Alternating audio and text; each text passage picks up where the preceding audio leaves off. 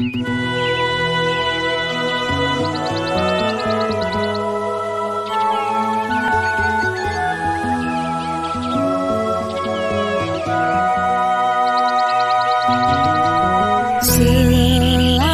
jumpa semua, ku kan menemani di sepanjang hari. Kan ku persembahkan segala yang terjadi di hari ini. Dari desa ke desa, seni dan budaya beragam pesona. Segala program pembangunan dan penyejuk jiwa dari dan untuk Anda. Bersama JTV Channel 25 persembahan semua untuk Anda. Bersama JTV Channel 25 TV kebanggaan. Selamat malam pemirsa, kabar Pacitan malam hadir untuk menemani istirahat malam Anda. TV kebanggaan kita JTV.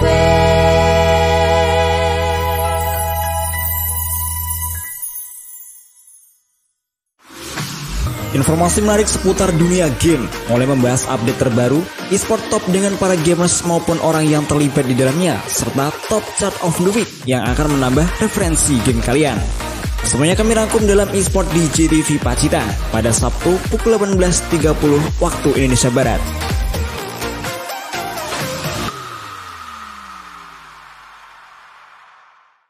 Mari bersama kita berantas peredaran rokok ilegal. Pelanggaran undang-undang cukai meliputi rokok dengan pita cukai palsu, rokok dengan pita cukai berbeda, rokok dengan pita cukai bekas, rokok polos atau tanpa pita cukai. Melanggar Undang-Undang RI Nomor 11 Tahun 1995 tentang cukai sebagaimana telah diubah dengan Undang-Undang RI Nomor 39 Tahun 2017. Pelanggar akan dikenai ancaman pidana penjara dan atau denda. Laporkan peredaran rokok ilegal ke kantor bea cukai terdekat. Mari kita dukung pemberantasan rokok ilegal. Gempur rokok ilegal.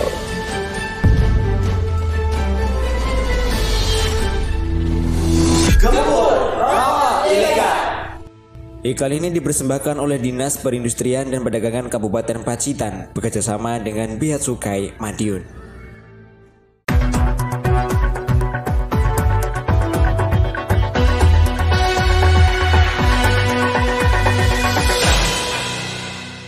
Assalamualaikum warahmatullahi wabarakatuh. Apa kabar pemirsa JTV dimanapun Anda berada?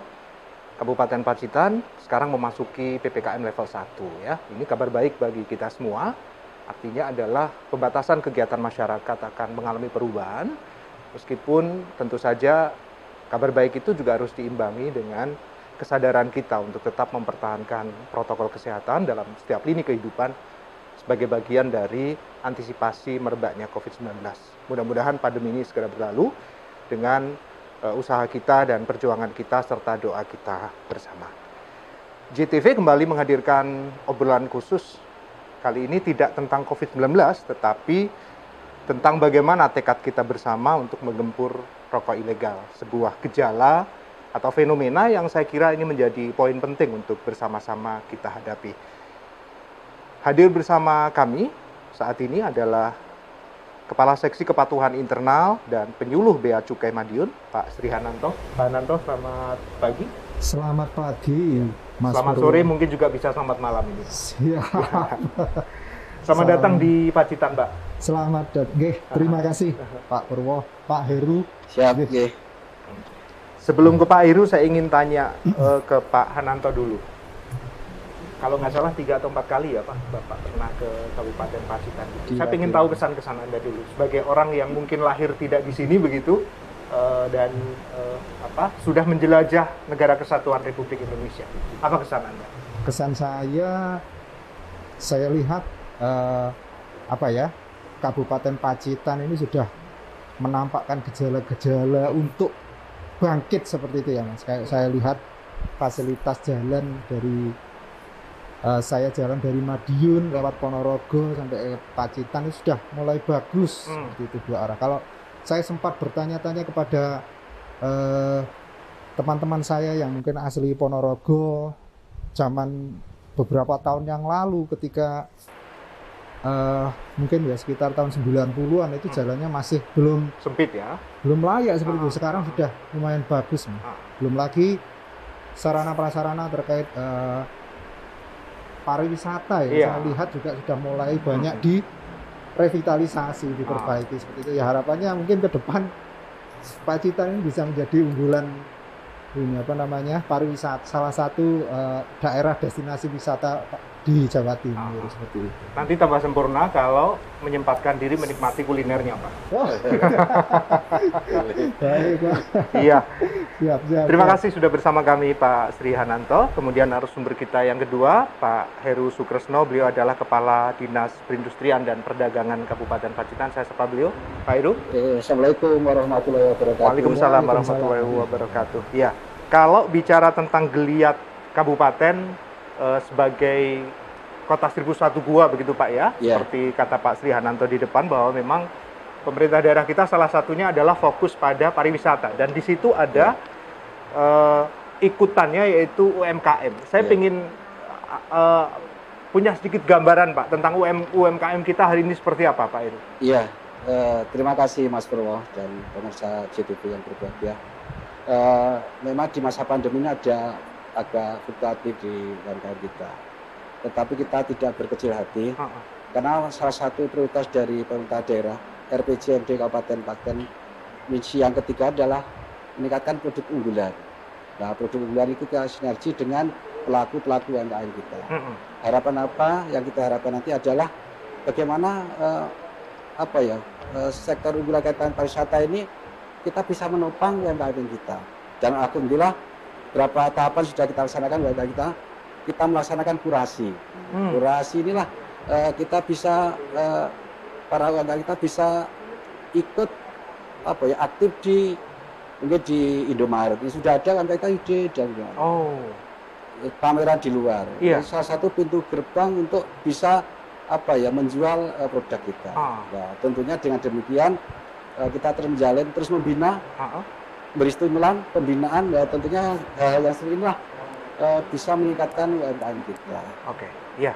Dan ternyata ada banyak kisah yang mungkin jarang terkuak. Justru UMKM itu yang mampu bangkit di masa pandemi kata Mbak ya. Betul. Jadi kita sudah mengkaji dan komunikasi dengan teman-teman UMKM kita.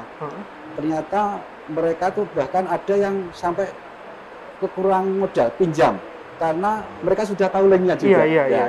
Sudah ada berapa pelaku-pelaku kita sudah bisa ekspansi ke luar juga. Karena tahu link bisa menjual barang dagangnya sampai ke luar. Terakhir sampai ke Turki itu betul ya Pak? Betul, iya. Baik, ya mungkin pada kesempatan yang berbeda kita akan ngobrol lebih dalam tentang UMKM kita Pak ya. Siap. Baik, sekarang karena fokus bahasan kita adalah tentang bagaimana kita menggempur rokok ilegal dan di situ ada fungsi bea cukai. Pada kesempatan yang sangat istimewa ini kami berikan waktu untuk Pak Sri Hananto menyampaikan ke masyarakat Pacitan. Apa sih Pak bea cukai itu? Kan selama ini bea cukai itu kalau di dalam benak awam seperti saya begitu ya identik dengan pelabuhan gitu. Silakan Pak. Baik Pak Purwo, Pak Heru, serta para pemirsa JTV dimanapun siaran ini bisa diterima seperti itu. Jadi di sini kami akan menyampaikan terkait instansi kami bea cukai. Jadi perlu diketahui para pemirsa sekalian bahwa Bea Cukai atau Direktorat Jenderal Bea dan Cukai itu adalah salah satu unit eselon 1 yang bernaung di bawah Kementerian Keuangan. Jadi sebagaimana juga mungkin Direktorat Jenderal Pajak mungkin ya yang mungkin masyarakat lebih lebih familiar, populer seperti atau familiar seperti kami dipimpin oleh seorang dipimpin oleh seorang Dirjen, Direktur Jenderal. Kami memiliki kantor pusat yang bertempat di Ibu Kota, Jakarta, dan kami juga memiliki kantor vertikal, Pak Purwo. Ya. Jadi bisa kami sampaikan di bawah Kementerian Keuangan itu yang memiliki kantor vertikal itu antara lain ya memang Direktorat Jenderal Bea dan Cukai, terus kemudian Direktorat Jenderal Pajak ya, dengan membawai kantor pelayanan pajak yang berada di seluruh wilayah tanah air. Juga kemudian Direktorat Jenderal Anggaran, Pak. Itu mungkin kalau misalkan teman-teman dari dinas-dinas pemerintah kabupaten kota ini mungkin akrab dengan KPPN, seperti itu. Terus kemudian di bawah Direktorat Jenderal Kekayaan Negara itu DJKN, ada kantor lelang, Pak, KPKNL itu yang juga berada di daerah-daerah yang memiliki kantor vertikal. Kami juga memiliki kantor vertikal, Pak. Kantor Bea Cukai Madiun ini ada di bawah unit vertikal wilayahnya, yaitu kantor wilayah Direktorat Jenderal Bea Cukai Jatim 2, Pak. Jadi di Jawa Timur itu terbagi menjadi 2 kantor wilayah, Jatim 1 dan Jatim 2. Jatim 2 yang mana Bea Cukai Madiun ini berada itu ada kantor-kantor dari mulai kantor Banyuwangi, kantor Bea Cukai Banyuwangi maksud kami, terus kemudian kantor Bea Cukai Jember, Probolinggo, Malang, Blitar, Kediri hingga Madiun. Seperti itu. Dan kami juga perlu sampaikan bahwa dalam lingkup internasional Bea Cukai itu berada di bawah naungan World Customs Organization atau WCO, seperti itu. Iya. Akan tetapi memang tidak semua institusi kepabeanan yang ada di dunia itu antara kepabeanan dan cukai itu gabung. Tidak semuanya seperti itu. Semua negara ya? Tidak semua negara. Jadi yang namanya kepabeanan ya, dalam istilah bahasa Inggrisnya itu customs. Si baju kami ini kan customs ya. Dan excise ini cukainya. Ya. Ini tidak setiap institusi kepabeanan bisa, maksudnya ditetapkan seperti itu. Di Indonesia ini salah satunya yang menggabungkan antara institusi kepabeanan sekaligus cukai. Itu mungkin gambaran sekilas tentang Bea Cukai, Pak Purwo. Iya. Apa saja sih, Pak, yang menjadi tugas pokok dan fungsi Bea Cukai? Tugas pokok dan fungsi kami selaku Direktorat Jenderal Bea dan Cukai itu yang pertama itu adalah terkait Industrial Assistant dan Trade Facilitator. Yang pertama itu, terus kemudian kami juga memiliki tugas selaku Community Protector atau melindungi masyarakat ya. Terus kemudian yang ketiga adalah kami adalah selaku Revenue Collector. Terkait fungsi yang pertama, Industrial Assistant dan Trade Facilitator, ini mungkin banyak yang berkaitan dengan tugas dinas perindustrian dan perdagangan mungkin, Pak. Jadi kami dalam kaitannya dengan memfasilitasi perdagangan misalkan ya. Jadi kami ingin menciptakan suatu iklim dagang ya, utamanya sih perdagangan ekspor impor ya, antar negara seperti itu yang berbiaya rendah, Pak. Maksudnya cost-nya itu rendah seperti itu. Jadi terkait tadi misalkan ada di sekitar kita ini UMKM atau UKM seperti itu yang ingin mengembangkan usahanya mungkin dengan ekspor. Nah, seperti itu kami memberikan perhatian kepada mereka, berusaha memfasilitasi seperti itu. Bagaimana sih cara melakukan ekspor yang mudah dan murah seperti itu, sehingga bisa meningkatkan ya profit mereka seperti itu, yang pada akhirnya juga akan berpengaruh terhadap mungkin penyerapan tenaga kerja yang mereka gunakan untuk melakukan proses produksi seperti itu. Sisi efektivitas dan efisiensinya sama-sama dapat gitu ya. Terus kemudian juga dari sisi industrial assistant, Pak. Industrial assistant ini juga kami membimbing ini ya, para industri itu melakukan istilahnya mendapatkan fasilitas kemudahan impor ya, sehingga nanti barang-barang yang memang tujuannya nanti itu akan diekspor itu bisa mendapatkan fasilitas, Pak, dari kami, fasilitas fiskal seperti itu. Jadi misalkan penangguhan dari pengenaan pembayaran bea masuk dan pajak dalam rangka impor. Akan tetapi ya memang nanti produknya ini harus orientasinya ekspor. Iya. Jadi diekspor lagi begitu ya. Betul. Jadi kami bisa menciptakan iklim persaingan yang mungkin lebih sehat ya. Karena yang akan ekspor nanti ini kami bantu dengan memberikan fasilitas seperti terkait industri asisten. Terus kemudian terkait fungsi sebagai community protector ya, kami melindungi bangsa ya atau masyarakat Indonesia ini dari masuknya barang-barang yang mungkin bisa mengakibatkan moral hazard ya. Mungkin ancaman moral bagi generasi kita, misalkan mungkin barang-barang yang berbau pornografi Pak, maaf seperti itu. Terus kemudian juga terkait masuknya barang-barang yang membahayakan bagi kesejahteraan masyarakat, seperti misalkan masuknya senjata api, bom peledak, itu juga menjadi atensi kami Pak. Juga barang-barang yang mungkin membahayakan secara kesehatan seperti itu. Ya misalkan masuknya makanan minuman ataupun misalnya zat-zat aditif, mungkin narkotika seperti itu juga menjadi atensi utama kami.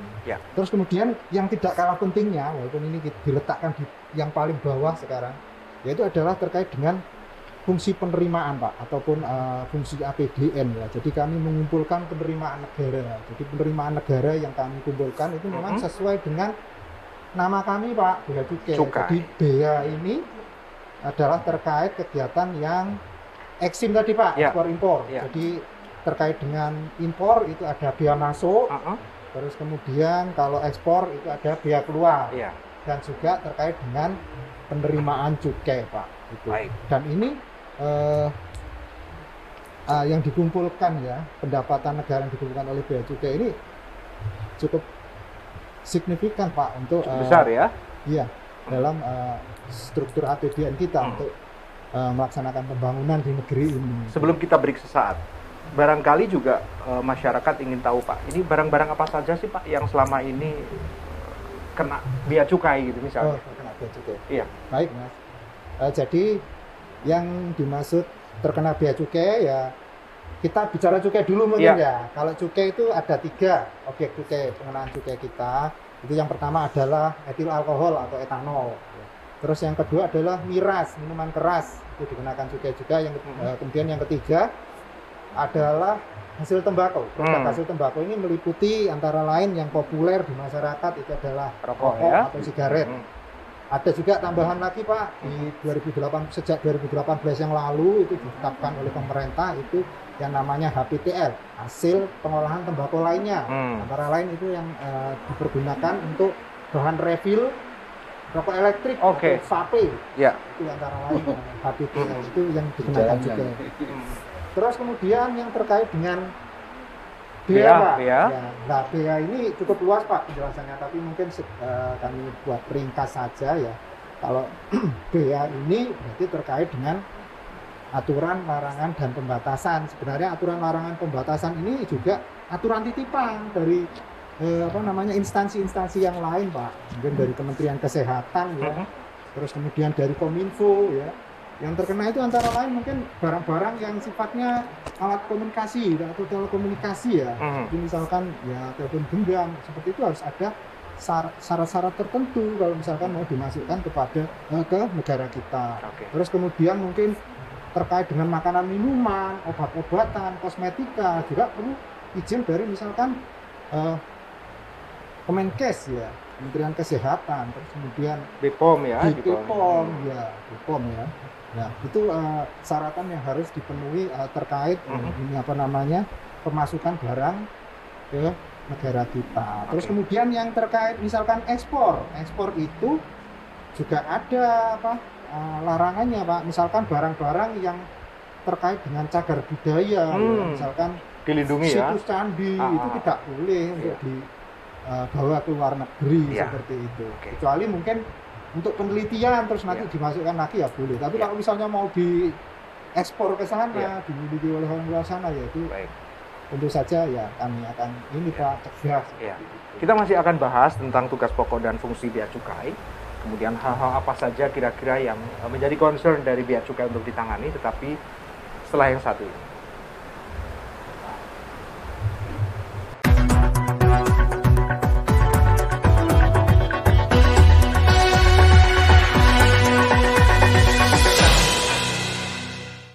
Mari bersama kita berantas peredaran rokok ilegal. Pelanggaran undang-undang cukai meliputi rokok dengan pita cukai palsu, rokok dengan pita cukai berbeda, rokok dengan pita cukai bekas, rokok polos atau tanpa pita cukai. Melanggar Undang-Undang RI Nomor 11 Tahun 1995 tentang cukai sebagaimana telah diubah dengan Undang-Undang RI Nomor 39 Tahun 2017. Pelanggar akan dikenai ancaman pidana penjara dan atau denda. Laporkan peredaran rokok ilegal ke kantor Bea Cukai terdekat.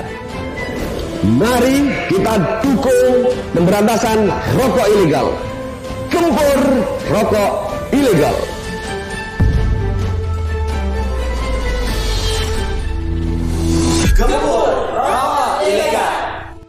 Iklan ini dipersembahkan oleh Dinas Perindustrian dan Perdagangan Kabupaten Pacitan bekerjasama dengan Bea Cukai Madiun.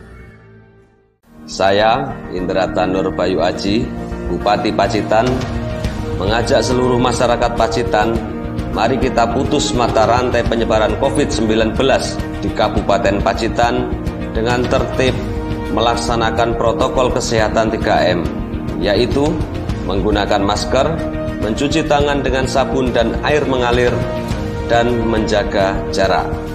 Semoga kita semua terhindar dari wabah COVID-19. Terima kasih. Wassalamualaikum warahmatullahi wabarakatuh. Mahakarya lahir dari pikiran segar, dari pekerjaan yang menggugah semangat. Sebuah ide brilian datang dari gagasan dan obrolan bermakna. Perlu kepekaan yang tajam dan rasa peduli yang tinggi. Menghadirkan solusi yang dibutuhkan semua orang. Ikuti cerita tokoh favoritmu hanya di Bicara Indonesia.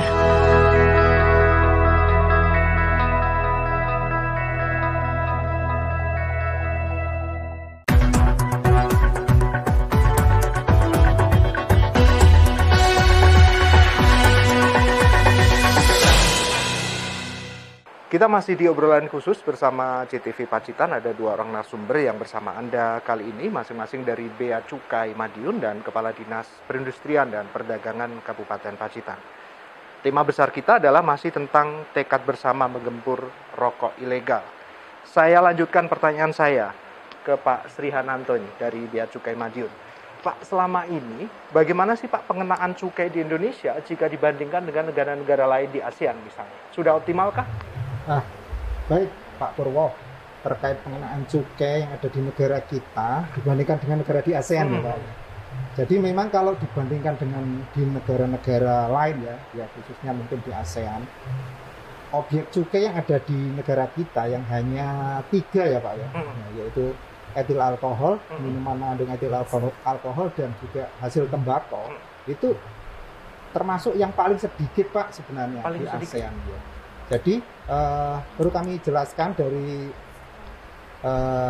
referensi yang kami baca bahwa kalau misalkan diambil dari 10 ya kira-kira 10 ya jenis barang kena cukai yang populer dikenakan di negara-negara lain ya khususnya ASEAN, yaitu antara lain yaitu terkait objek barang kena cukainya yaitu minuman beralkohol ya, terus kemudian hasil tembakau, terus kemudian bensin atau BBM Pak, itu juga dikenakan Pak di negara-negara lain ya. Terus kemudian juga kendaraan bermotor Pak. Nah ini luar biasanya di negara lain sudah dilaksanakan pembatasan terkait kendaraan bermotor dan juga sepeda motor. Nah, sepeda motor ini sebagai objek barang kena cukai juga di negara-negara lain. Terus kemudian minuman non alkohol ini juga ada Pak, yang antara lain minuman berpemanis itu Pak, karena itu kan sebenarnya karakteristiknya termasuk mengganggu kesehatan ya. Dalam hal ini mungkin mengakibatkan diabetes seperti itu. Terus kemudian juga terkait tempat-tempat hiburan, karaoke dan mungkin mohon maaf ini Pak ya, misalnya jasa-jasa kayak massage itu Pak, itu di negara lain juga dikenakan Pak. Terus kemudian barang-barang dan jasa yang lain itu disebutkan. Ini kalau diambil 10 ini di negara kita ini yang cuma 2 Pak yang terkait, yaitu minuman dan hasil tembakau saja. Nah di Malaysia ini ada 5. Malaysia itu 5. Terus yang paling sedikit di atas kita itu adalah Brunei Darussalam, itu 4. Singapura itu 5. Yang paling banyak itu Thailand. Thailand, terus Laos ya. Terus sama Kamboja Pak. Itu ada 11 terkait yang 10 ini aja. Nah, ini jadi kebijakan cukai ini di kedepannya mungkin saja ya, sangat dimungkinkan objek cukai ini akan ditambah oleh pemerintah sesuai seiring dengan kebutuhan dana yang diperlukan untuk pembangunan yang harus tentu basis regulasinya harus diubah dulu betul Pak, itu pengesahannya ya berlapis mulai dari pemerintah hingga sampai DPR seperti itu. Nah ini khusus untuk cukai tembakau sendiri Pak, berapa pendapatan kita selama ini? Pendapatan ini berdasarkan penerimaan tahun yang lalu ya Pak Purwo ya, itu ada 172 triliunan rupiah Pak. Jadi angka yang cukup signifikan bombastis ya. Yes, ya. Sekian itu sangat ya ini. Itu peruntukannya untuk apa saja Pak? Kalau peruntukannya ya tentunya ya untuk pembangunan infrastruktur ya. Mungkin bisa membangun jembatan, rumah sakit, jalan raya seperti itu. Di samping juga yang akan sebagian dikembalikan ya kepada pemerintah daerah berupa dana transfer, antara lain adalah dana bagian hasil cukai hasil tembakau. Itu adalah bagian dari dana cukai yang dikembalikan kepada pemerintah daerah. Itu berdasarkan persentase tertentu, berdasarkan dari kontribusi masing-masing daerah dalam menyumbang pungutan cukai tersebut. Artinya kalau misalnya praktek cukai ilegal ini masih terjadi begitu, ini menjadi tantangan tersendiri juga dong? Menjadi tantangan tersendiri karena dengan rokok ilegal tadi tentu saja sangat mengurangi daripada penerimaan pendapatan dari rokok yang legal. Kan terjadi persaingan tidak sehat seperti itu. Sehingga ya negara tidak tidak mendapatkan pemasukan ya. Dana juga tidak ada yang kembali kepada masyarakat dan akhirnya hanya akan masuk ke kantong-kantong mereka yang melakukan bisnis ilegal itu, Pak. Pekerjaan rumah kita bersama. Saya geser ke Pak Heru sekarang. Siap. Pak, upaya-upaya apa Pak yang sudah pernah dilakukan selama ini misalnya untuk membangun kesadaran masyarakat dunia usaha yang bergerak di bidang rokok ini agar mereka patuh terhadap cukai, Pak? Jadi gini Mas Purwo, kita dalam kegiatan cukai ini berpedoman pada PMK 206. Yang mana itu jadi guidance kita untuk melaksanakan tugas. Di paragraf 2 sudah dijelaskan, diamanatkan bahwasanya kaitannya dengan upaya-upaya ini kita termasuk di bidang penegakan hukum. Karena penggunaan cukai itu dibagi 3. Yang pertama untuk kesejahteraan masyarakat, yang kedua bidang kesehatan, yang 3 penegakan hukum. Kaitannya dengan pemberantasan ini masuk kelompok penegakan hukum. Apa saja yang kita laksanakan dalam penegakan hukum ini? Di dalamnya adalah kita melaksanakan sosialisasi kepada seluruh stakeholder kecukaian ini. Sosialisasi ini bisa bentuk sifatnya penyampaian informasi maupun dalam bentuk semacam evaluasi, monitoring bersama. Dalam penyampaian informasi ini lebih banyak bisa berbentuk tatap muka, dialog yang seperti ini. Bisa juga dengan gunakan kata bantu kaitannya dengan barang elektronik maupun media massa. Yang kita laksanakan sekarang ini sebenarnya bagian dari pelaksanaan tahun-tahun yang lalu. Kita melaksanakan pemantauan pada tahun 2020, kita masih terlihat ada sebagian gitu yang di wilayah kita masih ada yang notabene masih menggunakan atau dijabilkan rokok ilegal. Sehingga pada tahun 2021 ini kita gempur misalnya, kita gempur melaksanakan penyampaian informasi itu menurut saya secara masif gitu. Kita sampai ke wilayah, sampai ke kecamatan yang perbatasan. harapan kita stakeholder, tokoh masyarakat, pelaku usaha, mereka memahami bagaimana rokok ilegal itu merugikan kita semuanya. Kita sudah melaksanakan ke beberapa wilayah melaksanakan secara tatap muka, Pak. Tatap muka, di situ ada tokoh masyarakat, Pak Kepala Desa, ada para perwakilan para pedagang, yang kalau kita jumlah sekitar 600 orang kita. Banyak juga, ya, ya? Sudah ya, kita juga, 12 kecamatan kita komunikasikan, kita melaksanakan semuanya. Di samping itu yang tidak secara fisik, kita terus gempur melaksanakan sosialisasi melalui media massa, elektronik. Yang bisa melihat mungkin di pampang di jalan raya juga ada kita bagaimana mensosialisasikan kepada masyarakat. Di media massa, kalau Jiran Merisani di koran kita juga ada. Ini harapan kita biar tumbuh kesadaran masyarakat ini menjauhi rokok ilegal. Gitu. Cukup menarik tadi, ada satu yang saya garis bawahi bahwa evaluasi tahun 2020 ternyata masih ada sebagian saudara-saudara kita yang bergerak di bidang rokok gitu masih belum sepenuhnya patuh pada percukaian, Pak, ya. Itu rata-rata lebih dimotivasi faktor apa, Pak? Jadi kalau kita investigasi dengan Bea Cukai Madiun, kita bersama-sama monitornya. Ternyata tidak di Pacitan sebenarnya pelakunya. Hanya objeknya di Pacitan, sehingga itu kita telusuri itu tidak loper secara besar, tapi pedagang loper kecil-kecilan, tetapi dia masih memasukkan pertama yang legal dulu, rokok yang bagus-bagus, tapi dititipkan rokok yang tadi yang tidak modusnya begitu, ya seperti itu, gitu. Sehingga lebih banyak peran mereka. Sebenarnya kita tangkal para pelaku usaha, terutama yang jual rokok itu sendiri.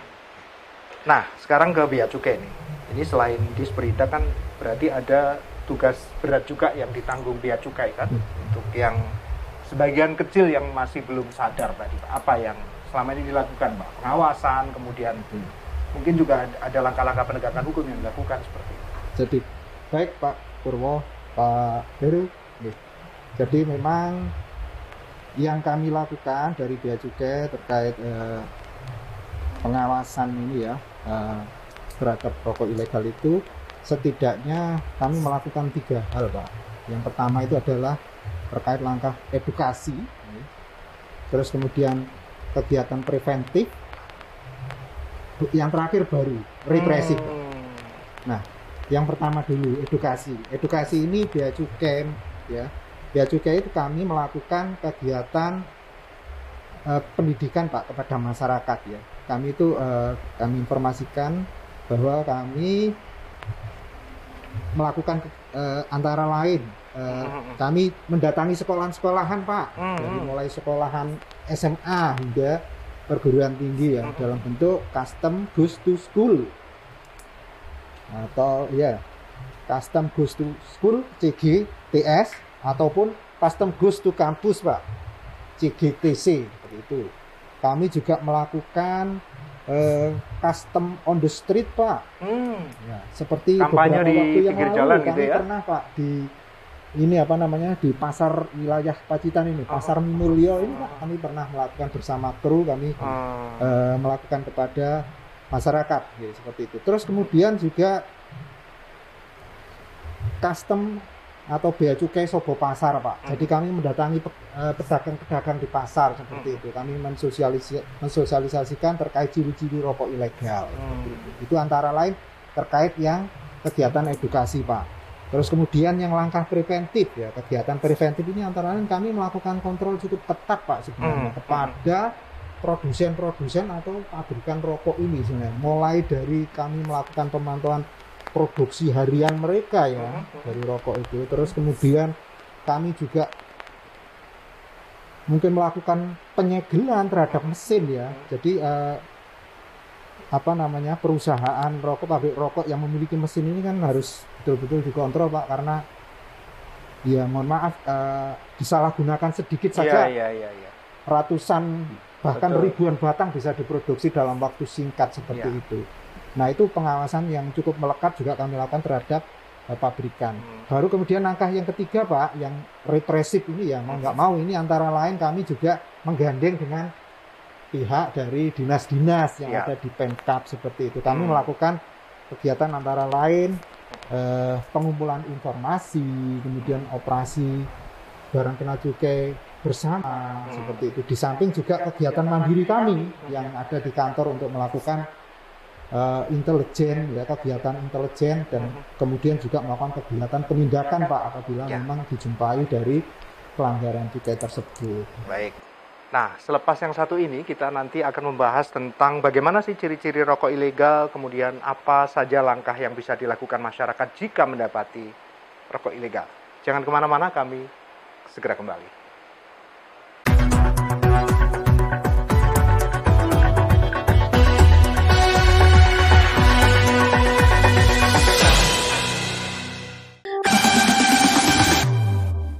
Mari bersama kita berantas peredaran rokok ilegal. Pelanggaran undang-undang cukai meliputi rokok dengan pita cukai palsu, rokok dengan pita cukai berbeda, rokok dengan pita cukai bekas, rokok polos atau tanpa pita cukai. Melanggar Undang-Undang RI Nomor 11 Tahun 1995 tentang cukai sebagaimana telah diubah dengan Undang-Undang RI Nomor 39 Tahun 2017. Pelanggar akan dikenai ancaman pidana penjara dan atau denda. Laporkan peredaran rokok ilegal ke kantor bea cukai terdekat. Mari kita dukung pemberantasan rokok ilegal. Gempur rokok ilegal.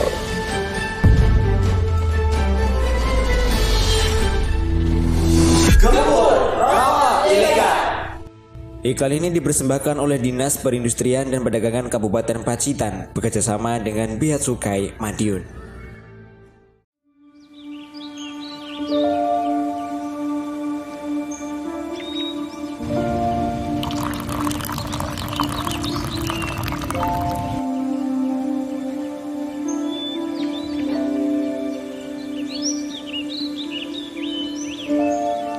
Aku tidak pernah membayangkan hari itu.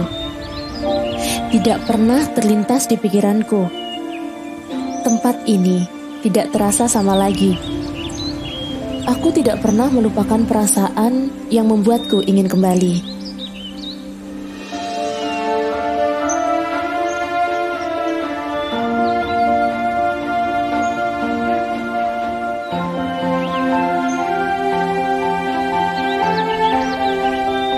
Jantungku terus berpacu melihat wisata Pacitan yang baru.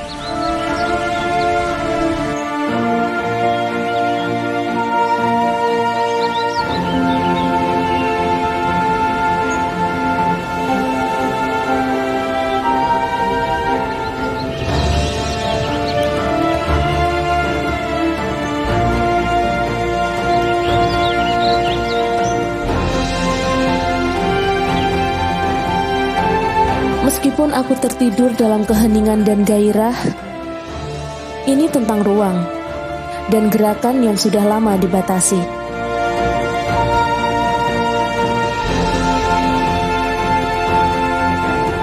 Aku menulis cerita ini dan siap mencari jawabannya.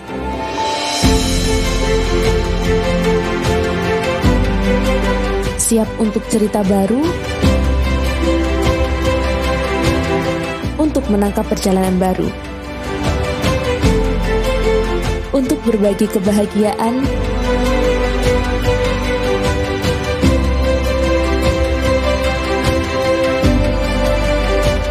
karena untukku, untuk kita.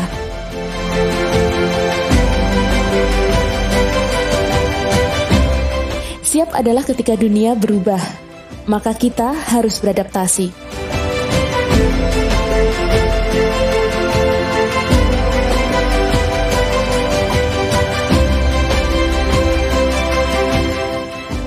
Sekarang aku telah menemukan pikiran yang lebih kuat.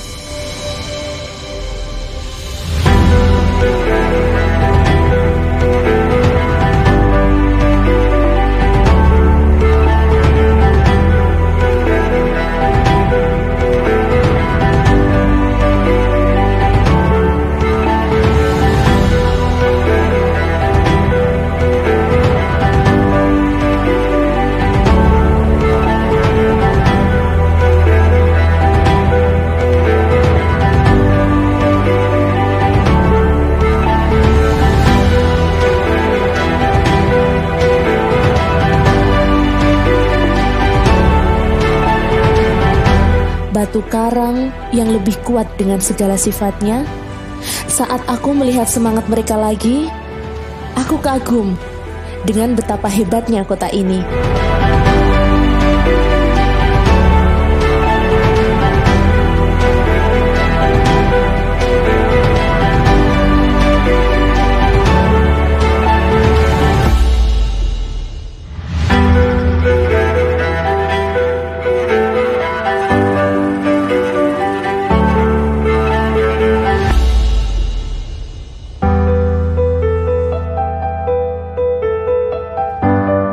Cerita dimulai di sini, dari kehangatan antara manusia dan alam dalam tubuh.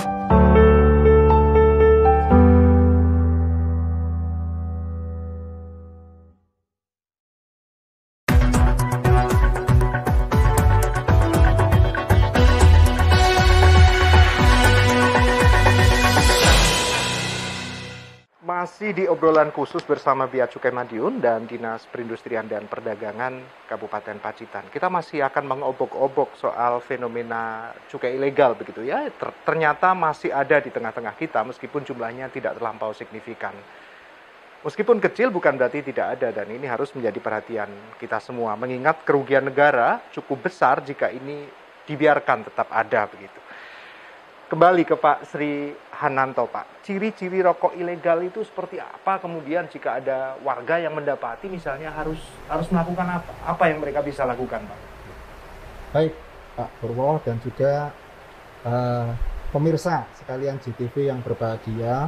Jadi mungkin yang pertama yang perlu kami sampaikan, mungkin jenis-jenisnya dulu, Pak. Jenis-jenis daripada rokok ilegal ini. Jadi kami biasanya para penyuluh di lapangan ini menyingkat ya terkait jenis-jenis rokok ilegal ini dengan istilah atau singkatan 2P dan 2B, Pak. 2P dan 2B. Jadi 2P ini adalah terkait dengan rokok polos dan rokok dengan pita cukai palsu. Terus kemudian yang kedua, 2B ini adalah rokok dengan pita cukai berbeda atau rokok dengan pita cukai bekas. Nah, seperti itu. Jadi para pemirsa JTV sekalian, kita menandai rokok itu ilegal atau legal itu yang pertama adalah dengan mengamati ada atau tidaknya pita cukai atau masyarakat awam menyebutnya bandrol. Iya. Kalau sudah tidak ada bandrolnya itu sudah pasti ilegal, Pak. Ini yang kami menyebutnya adalah rokok polos. Terus kemudian yang perlu dipastikan berikutnya, walaupun ada pita cukainya, bisa jadi pita cukainya tidak sesuai. Ini yang disebut sebagai berbeda. Pita cukainya berbeda. Jadi perlu diketahui bahwa di dalam setiap pita cukai yang diletakkan pada bungkus rokok tersebut ada informasi misalkan terkait dengan jumlah batang. Jadi misalkan di pita cukai tertera di situ untuk 12 batang. Seperti itu, untuk kemasan 12 batang. Akan tetapi ternyata kedapatan kemasannya itu berisi 20 batang. Nah ini juga termasuk kategori ilegal juga. Nah ini kan butuh kejelian khusus, Pak. Betul. Nah, kiat-kiat bagi masyarakat seperti apa nih? Saya juga agak ragu kalau misalnya masyarakat kemudian telaten gitu. Betul, kan. Beli kemudian dilihat dulu gitu. Paling beli langsung dibuka, Pak. Siap, nanti akan saya sampaikan, Pak. Ini saya sampaikan ciri-cirinya dulu ya. Yang berbeda itu antara lain mungkin terkait yang 12 dilekatkan di kemasan 20. Terus kemudian untuk jenis pita cukai SKT. SKT ini kan tarifnya paling rendah. Itu ada juga penyimpangan di mana pita cukai tersebut dilekatkan di rokok filter atau dibungkus rokok filter. Nah, ini juga termasuk upaya merendahkan cukai, Pak, melarikan pembayaran cukai. Ini yang pita cukai kategori pita cukai berbeda. Terus kemudian terkait dengan B berikutnya itu bekas, Pak. Nah ini, Pak, ini kadang itu masyarakat juga mungkin meminta kesadarannya ya, terutama untuk para penjual rokok eceran itu kadang di tengah masyarakat itu kadang menjual rokok itu atau membeli rokok itu kan tidak satu bungkus full ya, kadang hanya membeli eceran seperti itu. Nah kemudian ada pihak-pihak yang tidak bertanggung jawab meminta kepada para pedagang seperti itu untuk mengumpulkan atau melepas pita cukainya ini. Nah, ini nanti akan disalahgunakan, dilekatkan lagi, Pak. Tapi biasanya para pemirsa sekalian terkait pelanggaran pita cukai berbeda ini biasanya pita cukainya tidak mulus. Jadi ada bagian yang Sudah lecek sobek ya, gitu ya. ya seperti itu, lecek atau mungkin ada yang robek-robek seperti itu. Ini biasanya terindikasi bekas Pak seperti itu. Terus kemudian yang terakhir adalah terkait ciri-ciri dari pita cukai palsu. Nah, ini memang cukup sulit dibedakan Pak, tetapi mungkin bisa dijadikan apa ya, semacam perhatian yang cukup utama di pita cukai itu adalah terkait yang namanya hologram Pak. Jadi hologram ini cukup sulit untuk dipalsukan seperti itu. Jadi andaikan dia dipalsu akan kelihatan hanya seperti barang cetakan biasa seperti itu. Sedangkan hologram yang asli ya kita ketahui kalau misalkan di bawah sinar 3 dimensi gitu ya. Ada efek 3 dimensi yang mengkilat seperti itu. Itu yang terkait jenis-jenis Pak rokok ilegal yang tadi ya 2P dan 2P tadi. Terus kemudian terkait pertanyaan bagaimana untuk mendeteksi secara mudah bagi masyarakat. Cara paling sederhana lah kira-kira. Nah ini yang pertama adalah agar masyarakat tidak mudah tergiur dengan harga Pak. Ini yang paling utama mutlak ya. Jadi masalah harga ini karena kita ketahui para pemain rokok ilegal ini ya sudah tentunya tidak membayar cukai Pak atau merendahkan cukainya. Jadi mereka bisa membuat harga sedemikian rendahnya Pak. Harganya jauh ya di bawah rokok yang legal. Jadi misalkan untuk produk filter, rokok filter itu dijual di pasaran misalkan harga 20-an ribu seperti itu. Nah ini untuk yang ilegal ini dijualnya bisa di kisaran di bawah 10.000, angka 10.000 rupiah. Nah, jadi bahkan bisa menyentuh 5.000 Pak. Iya. Terus kemudian dengan kemasan merek yang sama. Dengan isi kemasan dan mungkin ya kualitas ya. Saya sendiri belum pernah nyoba dan tidak ya Pak rokok ilegal ini. Jadi masyarakat harus memperhatikan itu. Yang kedua adalah terkait merek-merek yang tidak terkenal Pak. Tidak terkenal atau bahkan menyerupai merek yang sudah ada sebelumnya. Misalkan mohon maaf kami sempat menemukan ada merek Gudang Gaman Pak. Kan sudah kelihatan siapa yang ditiru di situ kan, merek besar gitu. Terus kemudian ada yang bermerek L4, itu kan mirip LE ya, LE seperti itu. Terus kemudian mereknya yang tidak terkenal itu ada yang bermerek Densus 99 Pak. Kan lucu-lucu mereknya itu kadang 88 kurang banyak Pak, ditambah jadi 99 namanya kan. Seperti itu. Itu Pak antara lain apa yang bisa diwaspadai. Dari sisi harganya sudah sangat murah, mereknya aneh-aneh yang tidak umum, terus kemudian ini menyerupai dari merek yang sudah terkenal. Dan biasanya Pak, ini juga penting juga diperhatikan di dalam setiap produk bungkus rokok itu ya, itu harus ada nama pabrik Pak di bagian bawah kemasan. Iya. Kalau rokok ilegal itu biasanya tidak ada Pak, karena memang ya namanya ilegal kan pasti menyembunyikan eksistensinya dari pabrik tersebut. Nah kalaupun misalnya ada, itu juga biasanya kadang global saja, ada nyebut Indonesia aja. Itu sebagai ciri rokok-rokok yang ilegal. Itu Pak mungkin. Baik. Apa yang bisa dilakukan masyarakat kemudian jika mendapati produk-produk rokok dengan karakteristik seperti yang Pak Ananta sampaikan? Jadi kepada masyarakat mungkin yang menjumpai terkait peredaran dari rokok-rokok tersebut itu bisa langsung menghubungi kami Pak. Jadi kami ada nomor hotline ya, nanti mungkin bisa disampaikan ya di nomor telepon yang ada di bawah ini, yaitu 1.525 Pak, hotline service kami, dan juga mungkin nomor telepon kantor dan juga nomor WA. Terus juga ada media sosial dari Bea Cukai Madiun Pak. Kantor kami beralamat di Jalan Bolodewo nomor 1 Kota Madiun seperti itu. Terus kemudian Pak, di samping juga memang penyidikan di bidang pelanggaran di bidang kepabeanan dan cukai ini adalah wewenang dari penyidik Bea Cukai Pak. Tapi dalam kondisi tertentu memang bisa diminta bantuan penyelidikan, Pak. Jadi setelah penyelidikan, terus penyidikan ya, penyidikan itu sudah lebih lanjut, Pak. Penyelidikan memang dimungkinkan apabila dilakukan oleh penyelidik APH lain dalam hal kondisi yang luar biasa, yang tidak dimungkinkan PPNS Bea Cukai untuk melakukan kegiatan tersebut. Nah, ini bisa saja mungkin meminta bantuan kepada APH setempat, tapi juga nanti pada proses selanjutnya penyidikan itu tetap harus pada Bea Cukai seperti itu. Ya. Pak Heru, saya juga mendengar katanya pihak Bapak ini pernah punya pengalaman untuk membongkar praktek cukai ilegal seperti ini, Pak. Iya. Ada berapa banyak, kemudian boleh dong diceritakan ke masyarakat pengalaman Bapak ini supaya menjadi referensi juga bagi kita semua, begitu Pak Heru. Terima kasih Mas Purwo. Jadi sebenarnya tidak di internal kita, tapi bersama dengan Bea Cukai Madiun. Kita menyisir melaksanakan monitoring di wilayah perbatasan gitu. Wilayah perbatasan yang ada di wilayah daerah Nawangan, daerah Donorejo, dan di pusat perdagangan di ibu kota kabupaten. Ini masih terdapat ada 4 waktu kita monitoring. Tidak untuk kemungkinan ada, tapi kita mencoba, kita menyisir sampling itu ada 4 tempat-tempat yang dijual belikan itu.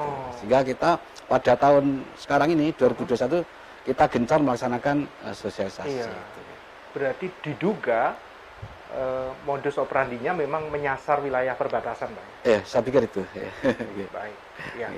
Baik, waktu kita hampir habis, meskipun cukup banyak isu dan tema yang kita bisa bahas. Saya kira perjalanan kita yang hampir 1 jam ini sudah memberikan banyak referensi dan juga catatan untuk kita semua, khususnya warga masyarakat Kabupaten Pacitan, untuk bersama-sama menggempur rokok ilegal sebagai bagian dari perjuangan kita bersama untuk memberikan kontribusi kepada negara ini, begitu ya, tentu saja, agar pembangunan lebih maju, kemudian kesejahteraan masyarakat akan segera terwujud. Sebelum kita sudahi, kita berikan waktu masing-masing kepada Pak Hananto dan Pak Heru untuk menyampaikan closing statement. Silakan, Pak Hananto dulu. Baik, terima kasih Mas Purwo, Pak Heru, dan juga pemirsa setia JTV dimanapun siaran ini dapat ditangkap seperti itu. Jadi yang mungkin perlu kami sampaikan kepada masyarakat agar kita sebagai masyarakat umum ya, untuk berusaha menghindari ya, untuk melakukan kegiatan atau mengkonsumsi ataupun melakukan kegiatan bisnis lainnya terkait dengan rokok ilegal, karena kita sudah mengetahui rokok ilegal ini sangat merugikan bagi penerimaan negara seperti itu. Di samping itu juga kita rokok itu sendiri kan mengakibatkan tidak baik bagi kesehatan ya, Mas. Di rokok ilegal itu lebih ini lagi karena tidak terkontrol dari sisi kandungan tarnya, komposisinya. Jadi kita tidak lebih ini lagi, tidak lebih sehat lagi dengan daripada kita mungkin mengkonsumsi rokok yang sudah dilegalkan seperti itu. Terus juga mungkin ini yang terkait dengan ini, Pak, kami juga menghimbau kepada masyarakat, mungkin para UMKM ya, yang ada di wilayah pengawasan Bea Cukai Madiun ya, apabila mungkin berkeinginan untuk memperluas jangkauan pasarnya ya seperti itu, karena pasar di luar negeri ini sungguhnya terlalu rumit, seperti kalau kita mengirim barang dalam jumlah besar seperti kontainer seperti itu.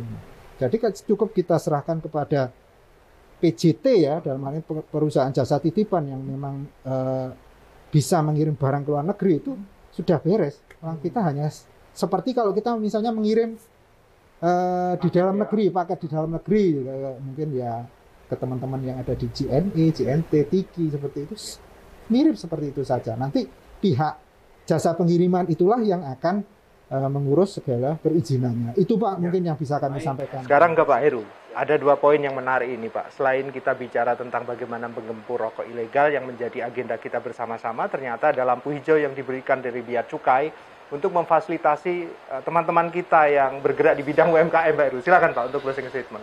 Silakan disampaikan untuk. Iya, terima kasih. Yang kaitannya dengan peredaran rokok ilegal, sama dengan Pak Hananto, intinya para pedagang harus jeli dalam menjual belikan, karena ini bagian eksekusi dari dinas kami juga.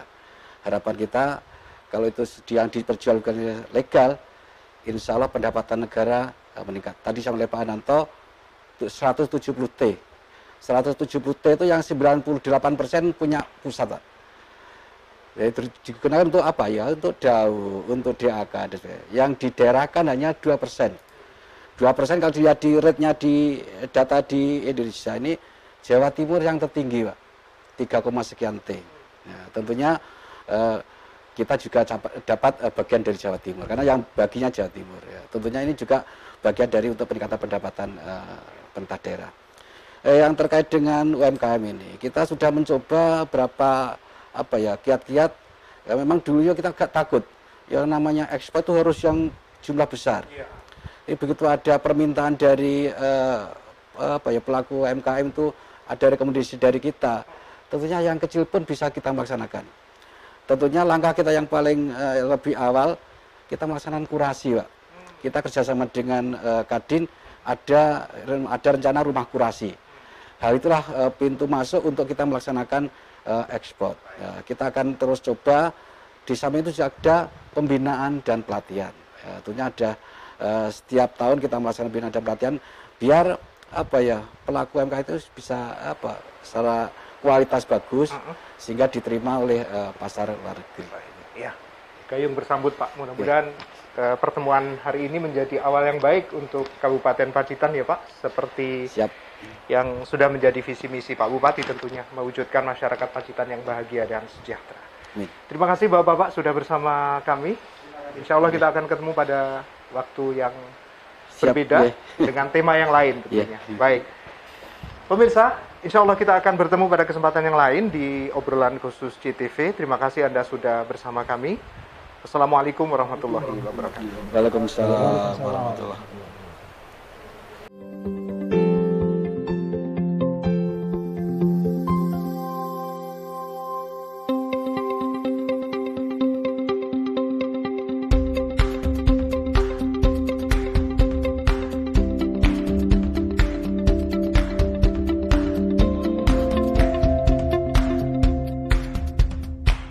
Mari bersama kita berantas peredaran rokok ilegal. Pelanggaran undang-undang cukai meliputi rokok dengan pita cukai palsu, rokok dengan pita cukai berbeda, rokok dengan pita cukai bekas, rokok polos atau tanpa pita cukai. Melanggar Undang-Undang RI Nomor 11 Tahun 1995 tentang cukai sebagaimana telah diubah dengan Undang-Undang RI Nomor 39 Tahun 2017. Pelanggar akan dikenai ancaman pidana penjara dan atau denda. Laporkan peredaran rokok ilegal ke kantor bea cukai terdekat. Mari kita dukung pemberantasan rokok ilegal. Gempur rokok ilegal.